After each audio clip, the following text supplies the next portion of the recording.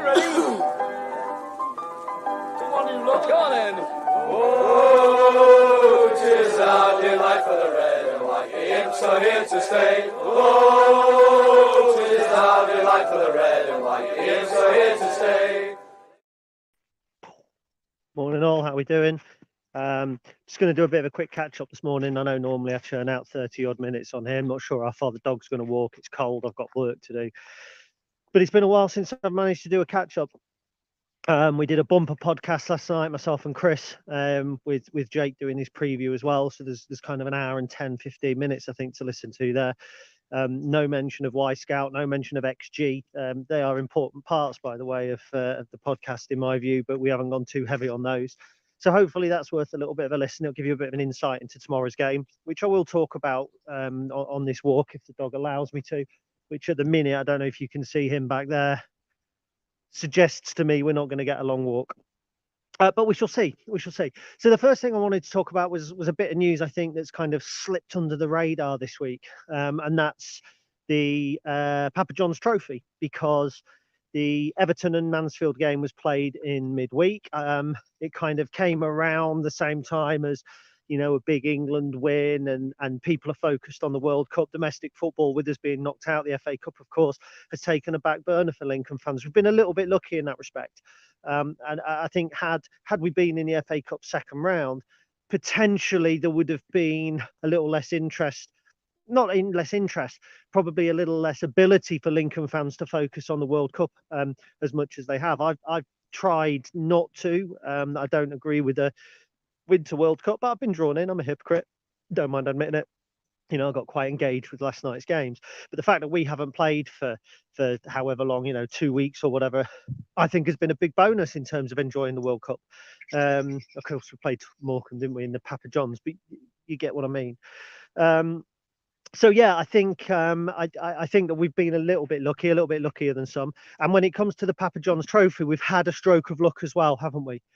We've had a stroke of luck because we've been given what you would consider to be a winnable tie. Now, we've drawn Everton under 21s. They've gone quite strong. I think the boy Cannon up top, who scored for them against Mansfield, has played for Everton in the Premier League. I think when you look back at some of the under 21 teams that we've played in this competition in the past, they look strong on paper. The Everton under 21 team that we beat through, I think, a Jordan Maguire Drew double, if you go look back, a lot of those players are now playing senior football, so they were able to go on and forge a career. So, we're not playing. One or two of the under 21 teams haven't looked competitive, have they? I mean, Newcastle moved the ball around nicely, but you looked at their squad and kind of think, well, probably most of those players are going to end up, at South Shields or Gateshead or something like that. Whereas when you looked at the Manchester United and you think about Hannibal Medji, for instance, going to the World Cup with Tunisia, you realise that there are two quite definite steps. Everton weren't one of the teams that I really considered to be the two steps. Chelsea under 21s, they're still in the competition. You expect them to do well. They got to the semi-final. Manchester United under 21s, you expect them to do well. Probably would expect a bit more of the likes of Manchester City as well. But Everton under 21s, you could argue, and I'll be happily shot down, you could argue would be one of the easier draws that we could have got. It's at home, it's against an under 21 side. You would expect us to progress. Now, if we progress, so we're in the last 16 at the moment. Now, this is the last round that's regionalised. So rounds 2 and 3 are regionalised after the group stage. And after that, you kind of all go in one big mixing pot. Now, I've had a look down the teams that remain in the competition. I think this is crucial. You've got Salford and Port Vale on our side of the draw. You've got Bolton and Man United under 21s. You've got Burton Albion and a team that now escapes me. The big tie there is probably Bolton and Man United under 21s. I think both of those teams, if they were to get to the next round of the competition, would be particularly strong. You look at the lower half of the draw, Plymouth and Portsmouth are probably the two big names in there. Bristol Rovers, MK Dons are still in the competition as well. Stevenage and Cheltenham, winnable games.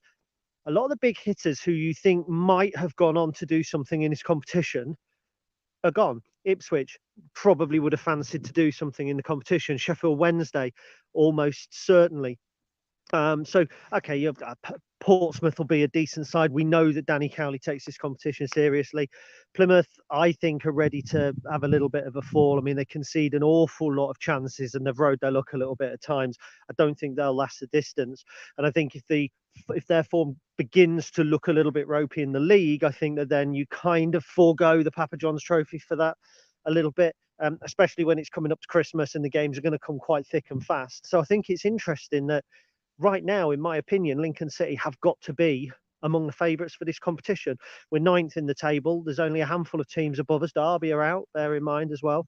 So there's only Portsmouth, Plymouth, Portsmouth, Plymouth, Bolton, and one other who escaped me now, who are above us. Portsmouth, Plymouth, Bolton. I mean, that might be about it. So we've got to be up there. We've got to be among the favourites. So my thoughts was just to kind of highlight that it's a divisive trophy. It's a divisive competition. Of course, we would rather be playing anybody other than an under 21 side, but actually, in terms of progression, it does offer us a nice route, potentially then to the quarterfinals. And you get in the quarterfinals, and then it's serious business. We're talking good money for this as well. And look, I'm not all about selling my soul. Here I am saying I don't agree with a Winter World Cup, and it's all because of the money, and that's why it's gone for the winter. So I kind of stand on one side of a moral argument, but at the end of the day, I want my football club to be the best football club that it can be, and that happens through money. And if you get to the semi-final of this competition, if you win the next two rounds, it's that's a good six-figure sum has then come into the football club. For what? For your reserves beating Morecambe on penalties, for overturning two under 21 sides, and for beating a completely disinterested Barnsley team in matches that are no better than friendlies, really, in certainly in atmosphere, maybe not in the intensity with which they've played at times. So it's almost like free money. And look, people know my politics on here. I'm not into kind of trickle down economy and all that sort of thing. I think it's grossly unfair. But that's the reality that we're living in as a football team. Until there's widespread reform in football, you have to take what you can get. That's the fact. And if we were to get through, we're 3 games from Wembley, so we're the next round, which is Everton, then a potential quarterfinal and semi-final. So we're 3 games from Wembley. We're 270 minutes from Wembley. This is a team that I think last night on the pod we said had lost 2 games in 12 in all competitions, 2 games in 11 in the league. One of the defeats was against Chippenham Town, for instance. We're in good shape here to actually progress in the Papa John's Trophy. Love it or loathe it. And I know that there are a million people out there who say, well, I'd rather beat Southampton and get to the next round of the FA Cup and the exposure that brings potentially. But in terms of prize money, we would be better beating Everton under 21s and going down bravely at Southampton in front of a bumper crowd, because you're then at the behest of the gods. Beat Southampton, you get the headlines, etc., etc. But then you might go into the next round and suddenly draw, one of the crappier teams that are left with respect, like a Charlton at home. Oh, great! That's a massive one, isn't it? And then we get the same sort of game we did before, and there's still no prize money. This is guaranteed money. And if we have to put an under 21 team to the sword, which I hope we can do, and if we have to kind of underline the fact that a senior team taking this seriously will always triumph over an under 21 team, which I would sincerely hope, so be it. So I didn't want the fact that the Everton game had been kind of, or the Everton Mansfield game had kind of disappeared under the radar, because it had, and I just really wanted to highlight that. Worth noting as well that Mansfield, a poor team at the moment, by the way. I mean, I think they're 8th or 9th in League Two, but their fans are not happy. They're struggling to create. They were 1-0 up in that game. They were cruising at one point, and then they conceded 2, I think, in the last few minutes into injury time, and widespread condemnation and anger at that point. So I think it's a great thing for the football club, a great draw for the football club, a great potential money spinner. I don't have the prize money in front of me now, but I think it was 20 grand last round. You would expect it to maybe be 30 grand for winning this, the next game, should we do it. And if that's right, another 50 grand going into the club ahead of the transfer window will be useful. And let's not kid ourselves. When we see money coming into the football club, that doesn't mean that's what we're going to have to spend on players. So if Lincoln City make £50,000 from a little cup run, that doesn't mean that instantly we've got £50,000 more in the transfer window. We're a business. We're a business that lose money along with, 72 or more or less 72 other businesses in the same sphere that lose money as well. So when we're getting 90 grand in, it means that we are in a better position to lose less money. And it's the same with the investment. When people talk about the Jabara family's investment, and putting potential figures on it, that doesn't mean when they say, oh, they've put 900,000 in, isn't that brilliant? It doesn't mean that we're going to go out and pay £500,000 for a striker. It means that as a football club, we can continue on the trajectory that we're on at the moment. Nothing will change. We won't suddenly see a huge uplift in the budget. If we won the Checker Trade Trophy, or whatever it is, Papa John's Trophy, if we were to win that, yes, there might be an extra £200,000-300,000 available to Mark Kennedy, but not to spend on a striker, to spread across wages, to deepen the squad, to maybe just go for a slightly higher caliber of player, but of very much the same type. 6 months, a year left on their contract, free agent, that sort of thing. We're not going to see, no matter what we do in terms of success, we're not suddenly going to see a huge change in, I hate saying the model, but in the ethos and the way that the football club is run. And as things stand at the moment, it's been a great little break, because we've been 9th in the table for a couple of weeks, and I just think that we're a good football club at the minute, and draws like this in the Papa John's Trophy, love it or loathe it, will only continue to help the football club be the best version of themselves that they believe that they can be. So that's that. That's Everton. I will put a little article on the website, because obviously 30 people are watching this at the moment, but there'll be a few hundred maybe who haven't seen it, so I'll put a little thing out later. Pardon repetition for those who are looking. I've just seen a shout. I want to give a quick shout out to Malcolm. He's put Caught Your Walk live for once. Malcolm is an absolutely invaluable part of the Stacey West team. The articles that I've been putting out recently, the looking back articles, so I've done one on Palace in the League Cup in '94, Maidstone in the FA Trophy. I've got one coming up from around the conference season that I'm sure people will love, all courtesy of Malcolm. I went to do a microfilm session at the library on my birthday, because, brilliant, that's how I like to roll. I went to a museum on my 15th birthday. Can you believe that? Everyone else was going to Panda's Palace or whatever at Skeg. I went to a museum. Where was I? Yeah, so Malcolm saved me, because the microfilms had all been sent off. I wasted my time, and Malcolm went back through his extensive collection of scrapbooks and came back to me with a lot of clippings. So thank you, Malcolm. Massively, massively appreciated, as is the work that he puts in on his own articles as well, with lost grounds and looking back at seasons and all sorts of stuff like that. Invaluable. So tomorrow's Shrewsbury. Chris and I on the podcast have done a preview of the game. I always say I've got a soft spot for Shrewsbury. For a while at the turn of the century, I almost moved there. I was offered a job in a place called Church Stretton. Would have gone as well. Would have gone at the time. And it was a welcoming club, a really nice club, very, very much like Lincoln. At the time, I really liked their Gay Meadow ground. It had character, as Sinsel Bank had. They just had good people around the club. They had moderate success at times, and then at other times they struggled. So I think they'd had good players like Nigel Jemson had been there. I think Wayne Clark had been there. I might be wrong about that. Ryan Lowe played there. They had a keeper called Ian Dunbavin, who was a former Liverpool youth. They were just a good side. They were a nice team. And they're a team that we always seem to struggle against, in terms of they're always narrow games. I think we won 1-0 maybe there last season. I can't remember it specifically, but I know that we drew at last season we lost 1-0. I think the season before we won 1-0 there. They're always tight games. They play three at the back. They play kind of wide. They're meant to be attacking fullbacks, but they're not attacking fullbacks in that you're three at the back. They can very, very quickly be a five. They're always combative. Steve Cottle's teams are always strong. I remember last season at their place, Adam Jackson getting absolutely poleaxed by Daniel Udo in the middle of the park. Absolute red card by a mile, and it wasn't punished. In the home fixture last season, Adam Jackson went off with concussion. I can't remember the actual incident, but we were leading 1-0 and ended up drawing 1-1. You go back to the year we went up into the playoffs. I think they beat us at our place. might be wrong. I seem to think they beat us 1-0, or potentially it was a draw. I know we won at their play. They're such tight, narrow games. The half 12 kickoff doesn't really suit anybody at all, unfortunately. Certainly not Lincoln City fans who have to set off even earlier than before. But it's a nice return to action, and do you know what? It's a good barometer of whether this optimism that we've had over the last couple of weeks is well placed, because my dad always used to have this saying, see where you are at Christmas, all the way up to Christmas. Where you are at Christmas is about where you'll be at the end of the season.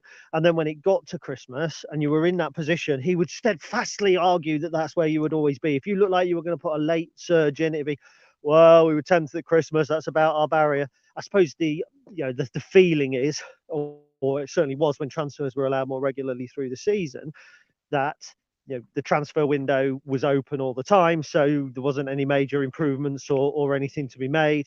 Teams would be able to recruit as and when they wanted, so you played half your games at Christmas, and half your games were a good indication of where you'd be after all of your games. And I think there's a degree of truth in that, which makes tomorrow's game huge, because we're at the top of a mini league now. I think we're 9th. At the top of a mini league, that if you go all the way down to the bottom of it, and I think it's only 4, 5, 6 points. If you go all the way down to the bottom of the mini league, it's Shrewsbury. It might even be 3 points. Really, really tight little pack of teams.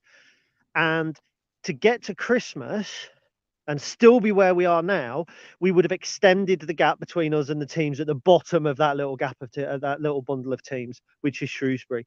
So you go in tomorrow's game, let's say, and win the game. It is a 6-pointer in terms of what I consider the mini league. If we were to finish where we are right now at the end of the season, that would be a huge, huge achievement. And you do that by putting gaps, not by beating the teams above you. We've proven we can do that. That's how you kind of rise. Yeah, I get that. And beating the teams at the bottom is something that's expected. But those teams in and around you, that's what sets you apart in the mini league. If we're to finish between 9th and 16th, we'll do it by turning over the teams we're meant to, snatching the odd result away from home, getting let down like we did at Port Vale. If you finish at the top of that mini league, you'll do it by beating the other teams in there. And thus far, when we've played some of the teams in and around there, we've not done bad. Beat Oxford, Bristol Rovers, but it's vital. And if we were to get to Christmas, we've got Shrewsbury and Wickham, I think, are the next 2 games, and they're 2 teams that are in and around there. And if you take 4 points from those games, that's great little springboard going into Christmas. And on the pod, I break down the fixtures that we have between now and I think Valentine's Day, which is a good way away.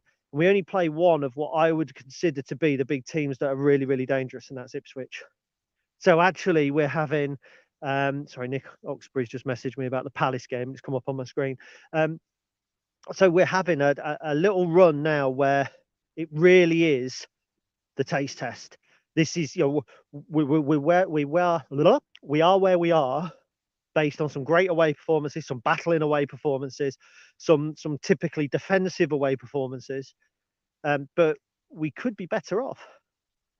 This is the time where Mark Kennedy's now 6-8 months into his role. The next transfer window is coming up. We can just set ourselves up really nicely. Tomorrow's game's crucial. Go there, get a draw, beat Wickham. I'd be happy. Go there tomorrow, win, draw with Wickham. I'd be happy. You could argue win 1, lose 1. Wouldn't be delighted, but we'd be in a good position. I think if you take 1.5, 1.5 points, that is obviously from every game between now and the end of the season, we won't be far off where we are right now. And that'll be huge. Be huge for the football club. And that's nothing to do with money. That's talking about the Papa John's Trophy. That's nothing to do with income. It's nothing to do with revenue. That's to do with improvement, year-on-year improvement. Really, really important. I might talk about a little bit more in a minute, but I always leave going through the names to the end. So let's do a little bit of that now. I've just turned around the halfway point. Charlie, come on, dude. We're going back. So first of all, Mark Harvey, morning, Gary. Morning, mate. Kate Jackson was listening to the pod and was thinking, haven't seen Gary doing a dog walk in a while. Boom. Your wish is my command. Mr. Ball, morning. Ignore Andy Pearson. Get the stats back. Well, there is a mantra by which to live your life in the middle there somewhere, Adam, and everyone who's listening. So we'll leave it at that. Chris Keneally says, I'm rude. I've just interrupted his listening of the Stacey West podcast. Yeah, well, I've heard it's quite good. I personally don't listen. Malcolm, we know, is on board. Hello, Malcolm.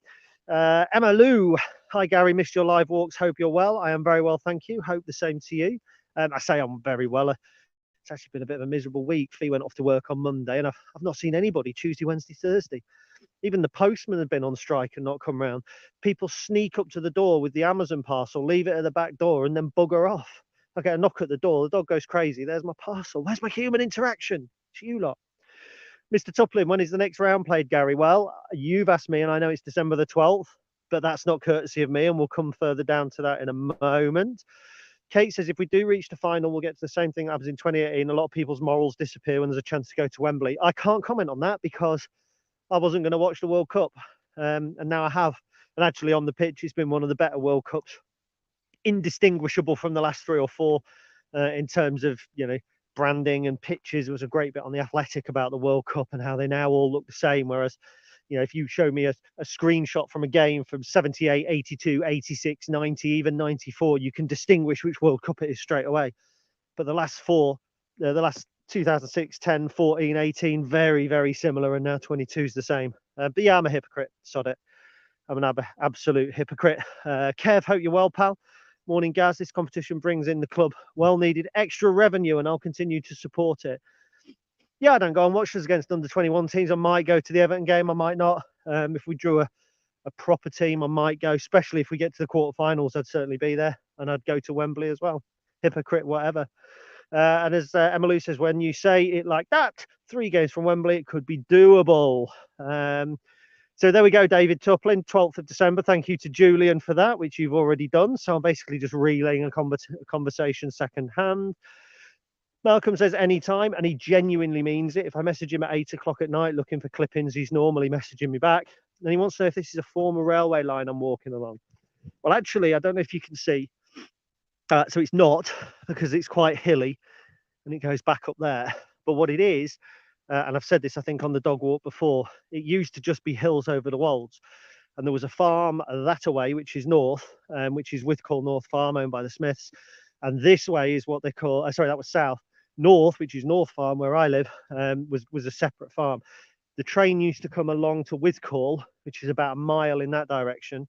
And about a mile in this direction, or half a mile in this direction, is our house and North Farm. So they actually dug this out in the 19th century. There is stories that it was dug out by prisoners who were busting from. Sorry about the history lesson, by the way. That were busting from Lincoln Prison. It was owned by the whole area was owned by. It's Clayton from Smith Clayton Forge. So he was basically from Lincoln, and he bought this whole estate. So I think that he provided the labour to dig it out. So it did have a function to do with the railway, but it wasn't the railway line itself. Anyway, let's go back to Shrewsbury. Kate, she says, Gay Meadow was a great little stadium. Plus, I only ever saw us win. We won our last 4 matches played there in a great backdrop. Too many grounds of character being lost for identikit stadiums. Yeah, I watched us win. I'm sure the 2 of the games that you watched as well. We beat them 1-0, Gareth Macaulay. We beat them 1-0, Gary Taylor-Fletcher. I think the Macaulay one was their first game back in the league, if I remember correctly. Because I remember my dad we came out of the ground, there was this chap in a wheelchair, and Dad just kind of said to him, "Oh, good game, mate. Best luck for the rest of the season." And this guy turned around to him and said, "Well, hopefully we won't need to play any more cheating bastards like you lot," or something like that. I thought Dad was going to tip him out. Like, Dad grabbed his wheelchair. I was like, oh, God, here we go. And there was the other game there at Shrewsbury where I was poacher, and I'd been to, so this would have been 2006-ish. I'd been to, might be the same game actually. I'd been to audition for the World Cup, to be the mascot World Cup. If you've read my book, you'll know this anecdote. And it was the day before, so we played, let's say, on a Saturday, and on the Friday I'd been down in, or been up in Manchester. So I'd just put all of my wet clothes in the head, and then when I got home, took them out, stuck them in the wash, brought this, and I'd left a pair of sweaty kecks, and they'd got wedged under the head. There used to be like a helmet, and the kecks had got wedged under there. So I've gone running out onto the ground, onto the pitch, and this sweaty pair of kecks have dropped by, and then they're just stuck on my face like that. 24 hours of dried sweat and pant. I seem to think gave them to a steward, never did get them back. Maybe I ought to contact them.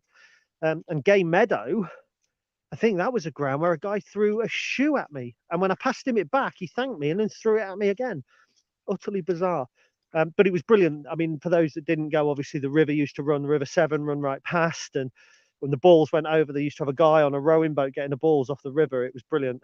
Absolutely brilliant. Ian Dunbavin, who I mentioned, kept a clean sheet in the penalty shootout when they got promoted back into the league, saved every penalty. Decent keeper. And Gay Meadow was a lot handier for the town centre, and Shrewsbury town centre was good. I liked it in Shrewsbury. 5-minute walk there. I would imagine in the 70s it got a little bit tasty because there was just the one road in and out, and I'd heard stories of they used to call themselves the EBF, I think, the English Border Force. And they used to chuck people in the 7, which is interesting. Don't know if Babs is watching. Morning, Gary. So morning, Babs. Jake Todge, how we doing? 8th best away record against 19th best home record tomorrow. We'll be tight, but think we should be looking to win it. They're largely inconsistent, but they can turn it on quickly with Shipley and Bayliss. Yeah, 100%. Jordan Shipley jumped out at me, but obviously Tom Bayliss, I think they were at Coventry at the same time when Cov were in League One, and Bayliss moved to Preston.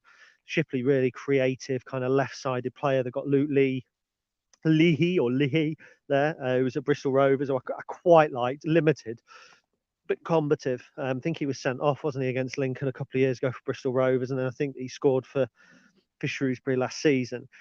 Interesting forward line. I mean, last year it was Udo and Bowman. Udo was a talent that they brought from Telford. I think he did his anterior cruciate or something at the beginning of the season, so he won't play. Ryan Bowman, I describe on the pod as a poor man's Jayden Stockley, and that's literally because he came in from Scotland to Exeter to replace Jayden Stockley, but I've never really rated him. Bit of a monster without the talent. So they play 2 young kids up top at the moment who are on loan from Bournemouth and somewhere else, which escapes me.